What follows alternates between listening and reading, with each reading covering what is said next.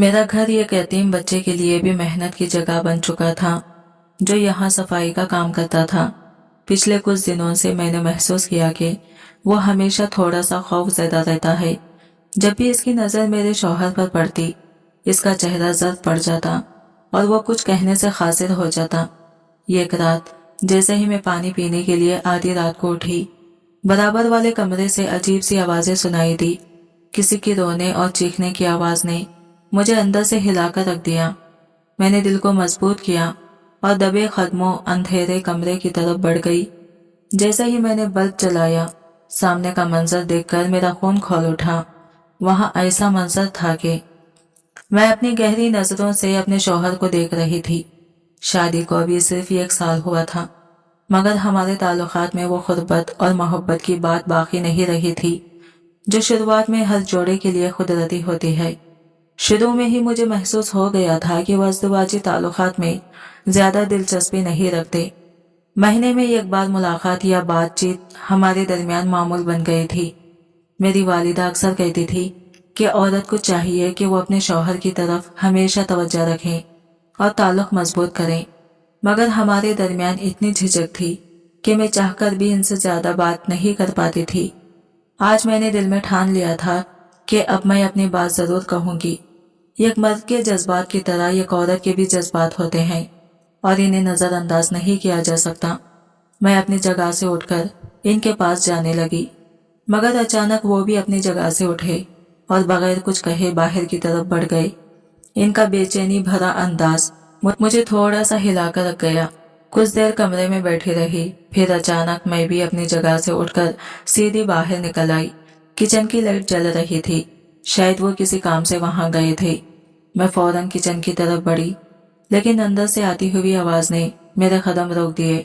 आर्यन, मैंने तुम्हें कहा था आपने जबान बंद रखनी है। तुमने बराबर वाली बीना खाला को क्यों बताया?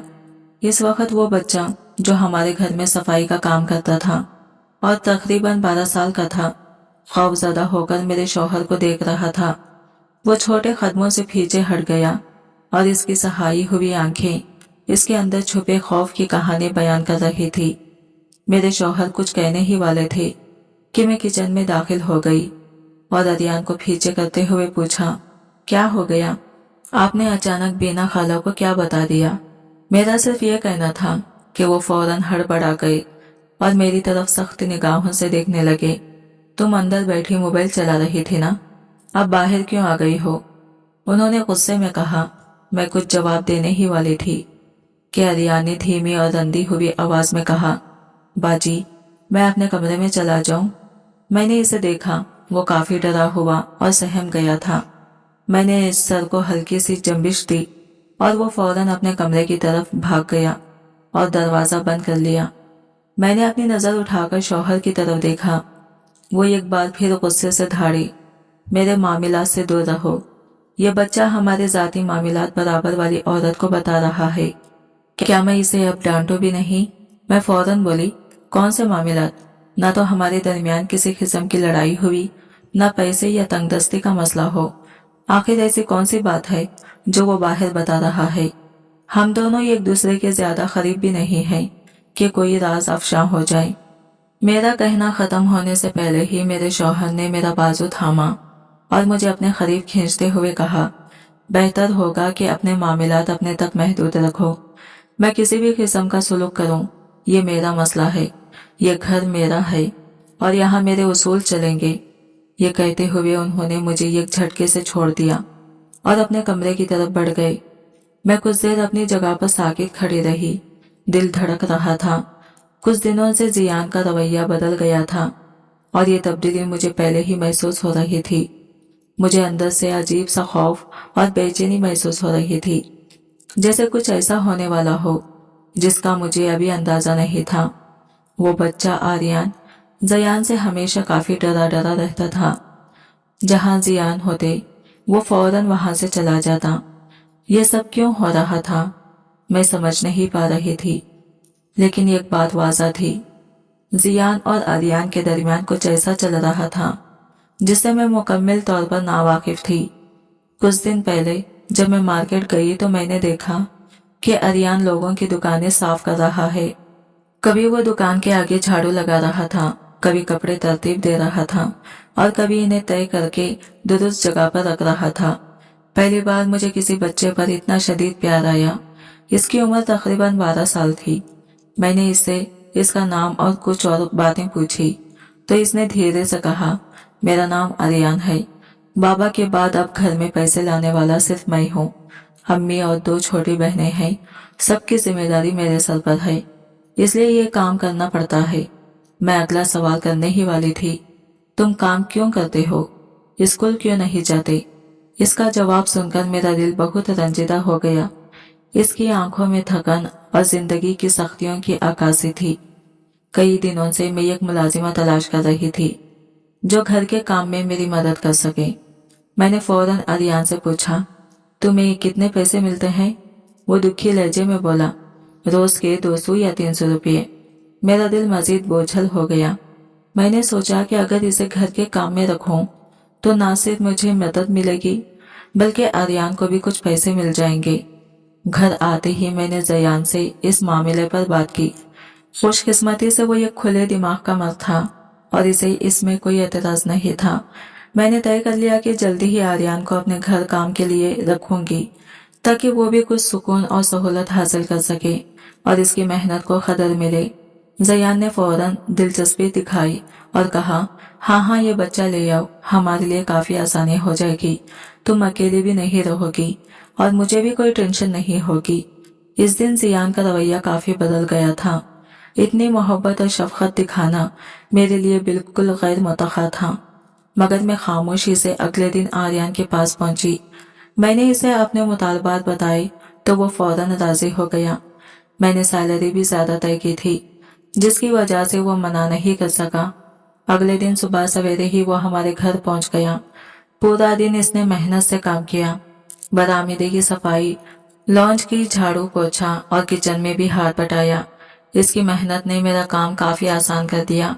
चूंकि वो यतीम था, मुझे इस पर रहम भी आ रहा था। रात के वक्त जयान घर आई।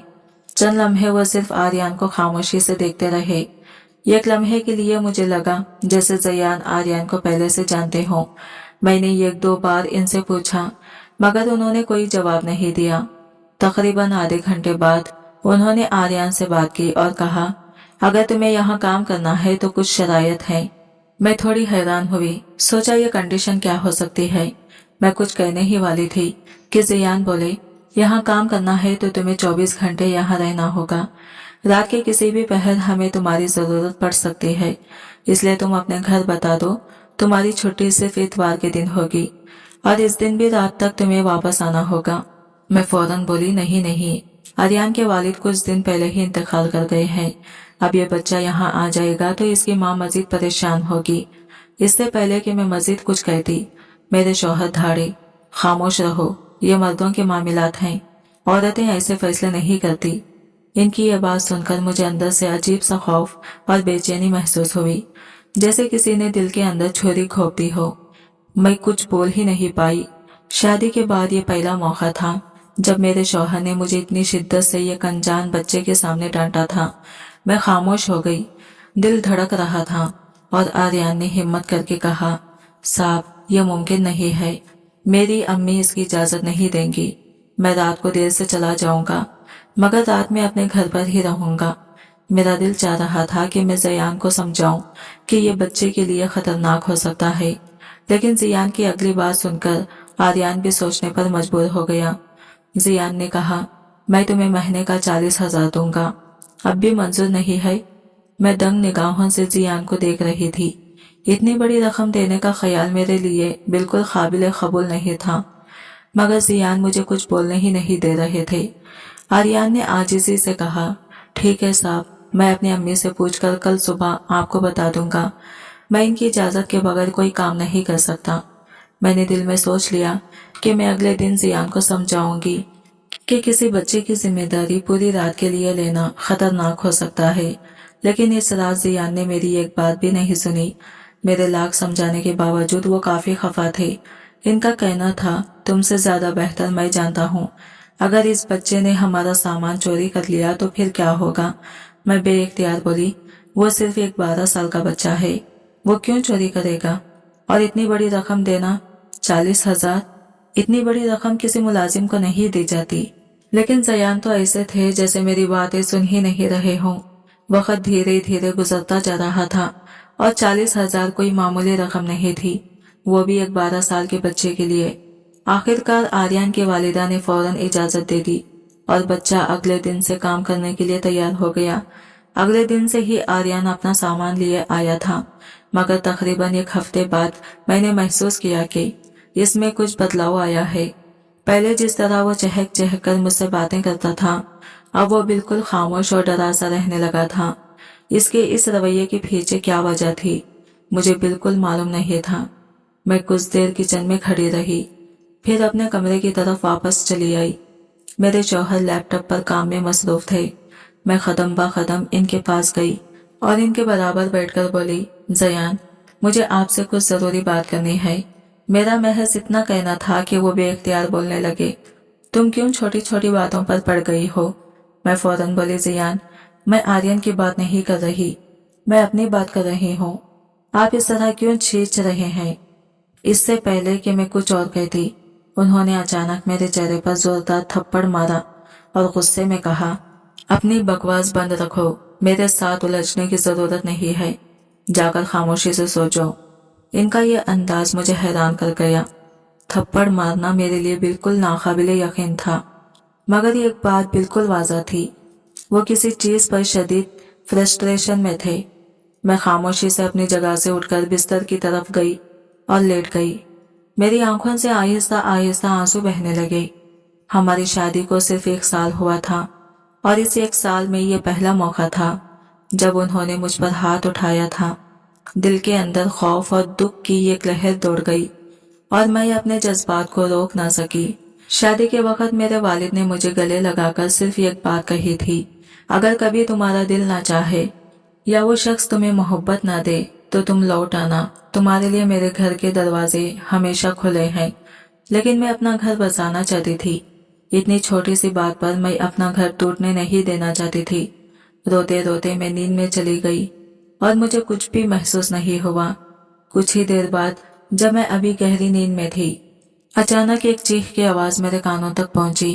पहले मैंने इसे अपनी पुरानी ख्वाब की कैफियत समझकर नजरअंदाज कर दिया, लेकिन चंद लम्हे बाद दोबारा वही दर्द भरी चीख मुझे जगा गई। मैं हमेशा से कच्ची नींद की आदी थी, लिहाजा शुरू में मुझे कुछ समझ नहीं आया। जैसे ही मेरा दिमाग मुकम्मल तौर पर बेदार हुआ, मैंने चारों तरफ नजर दौड़ाई।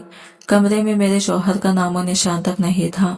वो कहाँ गए, मुझे कुछ मालूम नहीं था। मैं बिस्तर से उतरने ही वाली थी कि एक बार फिर मुझे वही चीख सुनाई दी। ध्यान देने पर मुझे एकदम एहसास हुआ कि यह आर्यन की आवाज थी। वो बार बार बचाओ बचाओ चिल्ला रहा था। मैं फौरन चप्पल पहनकर कमरे से बाहर निकल गई। आर्यन के कमरे की लाइट जल रही थी और ये देखकर मैं थोड़ी हैरान हुई कि इस वक्त वो लाइट क्यों जल रही है। जब मैं आगे बढ़ी, अचानक आर्यन के कमरे का दरवाजा खुला और मेरे शौहर कमरे से बाहर आए। इनका चेहरा पसीने से तर, बाल बिखरे और कपड़े बेतरतीबी से आंटे पड़े हुए थे। मैं अपनी जगह पर साकित खड़ी हो गई। दिल धड़क रहा था और खौफ और हैरत ने मुझे जैसे जम सा दिया था। वो मुझे देखकर बुरी तरह घबराए हुए थे। मैं कुछ कहने ही वाली थी कि वो फौरन कमरे में चले गए। मेरा दिल जोर जोर से धड़क रहा था और दिमाग में अजीबोगरीब ख्यालात गर्दिश करने लगे। मैंने ऐसे कई वाकया सुने थे जिनमें एक मालिक ने छोटे बच्चे को नुकसान पहुंचाया हो। मेरी हिम्मत आगे बढ़ने की बिल्कुल नहीं थी। चंद लम्हे में अपनी जगह पर खड़ी रही, फिर बेख्तियार मेरे कदम आर्यन के कमरे की तरफ बढ़ गई। जैसे ही मैंने हैंडल पर हाथ रखा और दरवाजा खोलने की कोशिश की, अचानक मेरे शौहर ने मेरा बाजू थामा और मुझे ढकेलते हुए कमरे में ले आए। बिस्तर पर बैठते हुए उन्होंने कहा, कुछ देर पहले मैंने तुम पर हाथ उठाया, तुम्हें जलील किया ताकि तुम ये समझो कि अपने मामलात अपने तक रखो। मेरे मामलात में घुसने की जरूरत नहीं है। आर्यन को सैलरी दूंगा, इसके साथ मैं जो चाहूं करूंगा। ये मेरा मामला है, तुम बीच में कौन होती हो? मैं बेख्तियार बोली, आप पागल हो चुके हैं ज़यान, आपका दिमाग खराब हो गया है। आप इस बच्चे के साथ क्या करने वाले हैं? मैंने बेवकूफ 2-3 सवाल कर दिए। लेकिन इनके पास एक भी जवाब नहीं था। वो कमरे का दरवाजा बंद करते हुए बोले, चुपचाप सो जाओ, वरना वो रोग तुम्हें दिखाऊंगा जो तुम कभी नहीं देखना चाहोगी। इनकी बात सुनकर मुझे अंदर से सांप सूंघ गया। मैं खामोशी से बाल समेटकर बिस्तर पर लेट गई। दिल की धड़कनें बहुत तेज थी। वो मेरे बराबर लेटे, मेरा हाथ थाम चुके थे और बोले, बिस्तर से उतरने की कोशिश मत करना और खामोशी से सोते रहो। मुझे कुछ ठीक नहीं लग रहा था, लेकिन मैं कुछ कहने या करने की हिम्मत ना कर सकी। हर लम्हा खौफ और बेचैनी मेरे दिल में घुल रही थी और एक अजीब सी बेकरारी ने मुझे अंदर से हिलाकर रख दिया था। कुछ तो गड़बड़ थी। आर्यन महफूज नहीं था और यही सोच मुझे अंदर से बेचैन कर रही थी। मैं काफी देर तक बस इसके बारे में सोचती रही। दिल तेजी से धड़क रहा था। मेरे शौहर की गिरफ्त इतनी सख्त थी कि अब मुझे अपनी कलाई में दर्द महसूस हो रहा था। कई बार मैंने इल्तिजा की कि मेरा हाथ छोड़ दे, मगर इनकी गिरफ्त इतनी मजबूत थी कि वो आमेदा ही नहीं थे। अगली सुबह का सूरज पूरी आबोताब से रोशन था। मैं फौरन कमरे से बाहर निकली और आर्यन को देखा, जो हमेशा की तरह नाश्ते की तैयारी कर रहा था। हर सुबह वो चाय बनाता था। ये काम मैंने इसके जिम्मे लगाया था। मैं कुछ कहने ही वाली थी कि इसकी हालत देखकर मैं अपनी जगह पर जम सी गई। इसकी गर्दन, गाल और हाथों पर दांतों के निशानात वाज़ा तौर पर नजर आ रहे थे। आंखों के नीचे सियाह हल्के और चेहरे पर नील के निशानात ने मेरा दिल दहला दिया। वो लरसते हुए मुझे देखते हुए बोला, बाजी, मैंने दूध वगैरह भी गर्म कर दिया है, आप थोड़ा आराम कर लो, अगर आप इजाजत दें। इसका लड़खड़ाया हुआ चेहरा देखकर मेरा दिल जैसे रुक गया। मैंने सर हल्की जंबिश से इशारा किया और वो खामोशी से अपने कमरे की तरफ चला गया। मगर मैं सब कुछ समझ चुकी थी। ये बच्चा यहाँ महफूज नहीं था। मेरी आंखों से बेख्तियार आंसू बहने लगे। दिल ऐसा महसूस हो रहा था जैसे किसी ने इसे मुट्ठी में जकड़ लिया हो। मैं जमीन पर बैठ गई, थकन और दर्द के साथ, और बस सोचती रही कि ये बच्चा किस हद तक मुश्किल हालात में है और मैं इसे किस तरह तहफ़्फ़ुज़ फराहम कर सकती हूँ। मैं कभी तसव्वुर भी नहीं कर सकती थी कि मेरे शौहर इतने घटिया और जालिम हो सकते हैं। काफी देर तक मैं जमीन पर बैठी रही। दिल भारी और दिमाग में खौफ और तशवीश के ख्यालात गर्दिश कर रहे थे। फिर हिम्मत करके मैं वापस अपने कमरे में आई। मेरा इरादा था कि इन्हें रंगे हाथों पकड़ूं, क्योंकि मैं जानती थी कि अगर मैंने अभी कोई सवाल किया तो वो साफ मुकर जाएंगे। मैं नहीं चाहती थी कि एक बच्चे की जिंदगी मजीद बदतरीन हालात से गुजरे। मैंने मामूल के मुताबिक अपने हाथों से बाकी का नाश्ता बनाया और आर्यन को रुखसत करके सीधा इसके कमरे में गई। वो बुखार में तप रहा था। मैंने इसके माथे पर हाथ रखा और वो दर्द से तड़प उठा। फौरन मैंने डॉक्टर को कॉल की। थोड़ी देर बाद एक लेडी डॉक्टर पहुंची और आर्यन का चेकअप करते हुए बोली, कौन कर रहा है इस बच्चे के साथ ये जुल्म? ये एक पुलिस केस है। ये बच्चा ज्यादती का निशाना बनाया जा रहा है और आप इसे नॉर्मल अंदाज में चेकअप करवा रही हैं। डॉक्टर की बात सुनकर मेरा दिल मजीद रंजीदा हो गया। मैंने सर झुकाया और हर एक लफ्ज हर बाहर इसे बताया। क्या हो रहा है? डॉक्टर ने मुझे देखकर सवाल किया। आपका इरादा क्या है? क्या आप इस बच्चे को इंसाफ दिलाएंगी या रोजाना अपने शौहर के हाथों इसे सहने देंगी? मैं फौरन बोली, मैं इंसाफ दिलाऊंगी। मैं ऐसी बिल्कुल नहीं हूँ जो जुल्म को बर्दाश्त करे। मेरा मकसद सिर्फ ये है कि अपने शौहर को रंगे हाथों पकड़ूं, क्योंकि वो अपनी गलती कभी कबूल नहीं करेंगे। जब तक मेरे पास शवाहिद ना हो, मैं खामोश नहीं रहूंगी। डॉक्टर ने मेरी बात सुनकर कुछ हिदायत दी और चली गई। मैं अब आर्यन के पास बैठी थी। मुसलसल इसके माथे पर ठंडी पट्टियां रख रही थी और दिल में कसम खा रही थी कि इस बच्चे के साथ होने वाले जुल्म को मैं कभी नजरअंदाज नहीं होने दूंगी। मेरा दिल चाहता था कि मैं इसे यकीन दिला दूं कि अब वो तन्हा नहीं है और मैं हर मुमकिन कोशिश करूंगी कि इसे सुकून और हिफाजत मिले ताकि इसका बुखार उतर सके। मैंने कुछ देर इसके पास बैठी रही। थोड़ी ही देर बाद इसकी हालत बेहतर हो गई, लेकिन जैसे ही इसने मुझे अपने पास देखा, वो बुरी तरह से डर गया। मैं इसके बालों में उंगलियां फेरते हुए बोली, सब कुछ बताओ आर्यन। जयान तुम्हारे साथ रात के अंधेरे में क्या करते हैं? तुमने मुझे कुछ क्यों नहीं बताया? चंद लम्हे वो कुछ कह भी नहीं पाया। फिर रोते हुए बोला, बाजी, वो मुझे जान से मार देंगे। मैंने फौरन कहा, तुम्हें कोई कुछ नहीं कहेगा, बस एक दफा सच बताओ, तुम्हारे साथ क्या हो रहा है? जो हो सकेगा मैं करूंगी। बस एक बार हिम्मत करो। इसके आंसुओं में गिरा हुआ वो बोला, भाई मुझे मार देंगे, मुझे नहीं मरना। मैं ही अपने घर का कुल सरमाया हूँ। अगर मैं मर गया तो मेरी माँ और बहनों का क्या होगा? इनकी जिम्मेदारी कौन उठाएगा? इसकी बात सुनकर मेरी आंखों में भी आंसू आ गए। मैंने इसे अपने सीने से लगाया और इसका सर थपकते हुए कहा, तुम बेफिक्र रहो, तुम्हें कोई हाथ नहीं लगाएगा। मैं अपनी जान पर खेल जाऊंगी, लेकिन तुम्हारे साथ कुछ भी बुरा नहीं होने दूंगी। बस हौसला रखो, तुम अभी अपने घर जाओ। जब तक मैं ना बुलाऊं तुम वापस नहीं आओगे। वो रोते हुए बोला, अगर मैं यहाँ से नौकरी छोड़ दूं तो घर का खर्चा कैसे चलेगा? आप मेरी बात नहीं समझ रही। मैं खामोश हो गई। इसकी बात सुनकर दिल भारी हो गया। मुझे मालूम था ये बच्चा ना सिर्फ खौफ और दबाव में है, बल्कि अपने खानदान की जिम्मेदारी भी इसके कंधों पर है। मैंने अंदर से फैसला किया कि अब हर मुमकिन कोशिश करूंगी कि आर्यन महफूज रहे और वो कभी खौफज़दा न हो। इसके लिए मुझे अपनी जिंदगी की खतरात भी मोल लेने होंगे। मगर मैं ये वादा कर चुकी थी कि वो अब तन्हा नहीं रहेगा। अगर इसकी नौकरी यहाँ से छूट गई तो इसे कहीं भी 40,000 रुपये वाली नौकरी नहीं मिलेगी। मगर मुझे ये भी मालूम था कि इस बच्चे की जिंदगी किस हद तक तबाह हो रही है। मैं काफी देर तक खामोशी से इसके पास बैठी रही, फिर इसे देखते हुए बोली, क्या तुम मुझे अपनी वालिदा से मिलवा सकते हो? यानी क्या तुम मुझे अपने घर ले जा सकते हो? इसकी आंखों में एक लम्हे के लिए हिचकिचाहट देखी, फिर फौरन बोला, जी आप चलें, आपके लिए मेरे घर के दरवाजे हमेशा खुले हैं। आपकी वजह से ही मुझे इतनी अच्छी नौकरी मिली है। मैंने सर हल्की जंबिश से इशारा किया और हम इसके घर पहुंच गए। वो बहुत ही गरीब तबके का बच्चा था।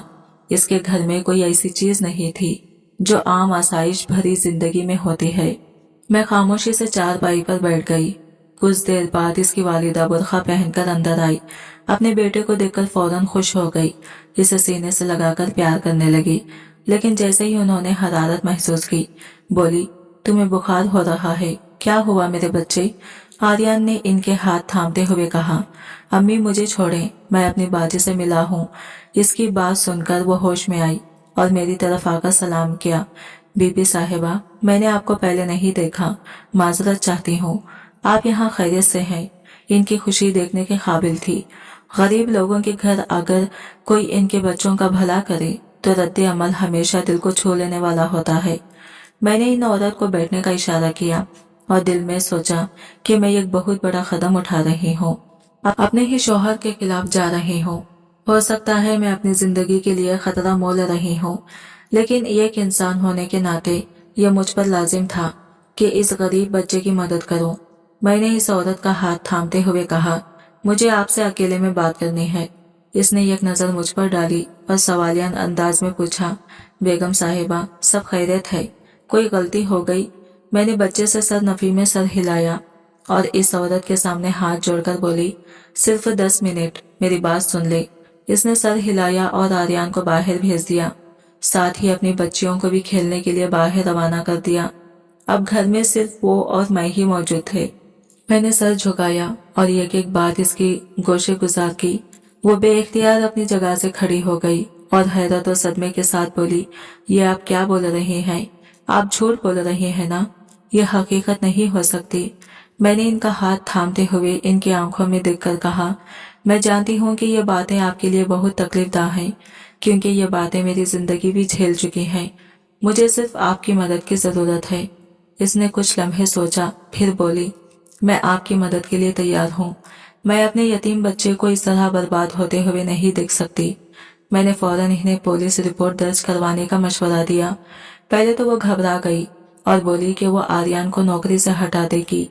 मैंने इन्हें समझाया, अगर आप ऐसा करेंगी तो यह आदमी और भी आजाद हो जाएगा। ये सब करें, आप एक दफा रिपोर्ट दर्ज करवाएं, बाकी मामलात में मैं सब संभाल लूंगी। आपका 1 रुपया भी जाया नहीं होगा और आर्यन को इस महीने की तनख्वाह भी मिलेगी। वो कुछ लम्हे खामोश रही, फिर थोड़ी देर बाद उन्होंने हामी भर ली। हम साथ चलकर पुलिस स्टेशन पहुंचे और उन्होंने मेरे शौहर के खिलाफ रिपोर्ट दर्ज करवाई। इंस्पेक्टर काफी हैरान था कि मैं खुद वहां मौजूद थी। उन्होंने कई बार मुझसे सवालात किए, मोहतरमा, आप खुद अपने शौहर की गवाही दे रही हैं? मैंने सर हिलाया और एतमाद के साथ कहा, हाँ, मैं यही कह रही हूँ। पुलिस के कमरे में एक अजीब सा सुकून और फैसला कुन लम्हा था। मैं जान चुकी थी कि अब आर्यन के लिए इंसाफ की राहें हमवार होने वाली है और यह पहला कदम था इस बच्चे की जिंदगी को बचाने के लिए। फौरन ही आर्यन की मेडिकल टेस्ट कराए गए और आखिरकार सच्चाई सामने आ गई। 2 दिन बाद ही जयान को गिरफ्तार कर लिया गया। इसके पास बहुत दौलत थी, मगर हमारा कानून इस बार बच्चे के हक में खड़ा हुआ। इतनी आसानी से एक बच्चे के साथ ये सब नहीं हो सकता था। मेरे घर वाले भी मुझसे बहुत मुतासिर हुए। किसी ने मुझे इल्जाम नहीं दिया, क्योंकि वो सब जानते थे कि मैंने ये एक ऐसे शख्स के खिलाफ कदम उठाया जो मर्द होने के बावजूद भी मर्द नहीं था। मेरे वालिदैन ने भी फैसला किया कि वो मुझे ऐसे इंसान के साथ नहीं रहने देंगे। मैं तलाक के कागजात लेकर थाने पहुंची और उन्होंने सिर्फ इतना कहा, तुमने मेरी कहानी नहीं सुनी, तुमने मुझसे नहीं पूछा कि मैं ये सब क्यों करता हूँ, तुमने सिर्फ अपनी मर्जी चलाई है, मैं तुम्हें कभी माफ नहीं करूंगा। इनकी बात सुनकर मैंने खामोशी से जवाब दिया, मुझे आपकी कहानी सुनने में कोई दिलचस्पी नहीं है। आप एक गुनहगार हैं और गुनहगार को माफी नहीं मिलती। लेकिन वो मेरे सामने हाथ जोड़कर माफी मांगने लगे। मैं कुछ लम्हे खामोश रही, फिर इनके पास बैठ गई। वो सर झुकाए बोले, मैं 15 साल की उम्र से इस गंदगी में मुब्तला हो गया था। हमारे मदरसे में ये काम आम हो चुका था। तुम अच्छी तरह जानती हो, मेरे वालिदैन बचपन में ही दुनिया से चले गए थे। मेरी परवरिश मेरे बड़े भाई ने की, इसी वजह से मैं मदरसे में गया। सुबह से शाम हम वहां रहते और इस दौरान मेरी दोस्ती कुछ खराब लड़कों से हो गई जो ये काम बड़े शौक से करते थे। उन्होंने थोड़ा सांस लिया और बोले, मैंने इब्तिदा में मना किया, मगर धीरे धीरे मैं इस मर्ज में मुब्तला होता चला गया। यह काम मेरी जिंदगी का हिस्सा बन गया।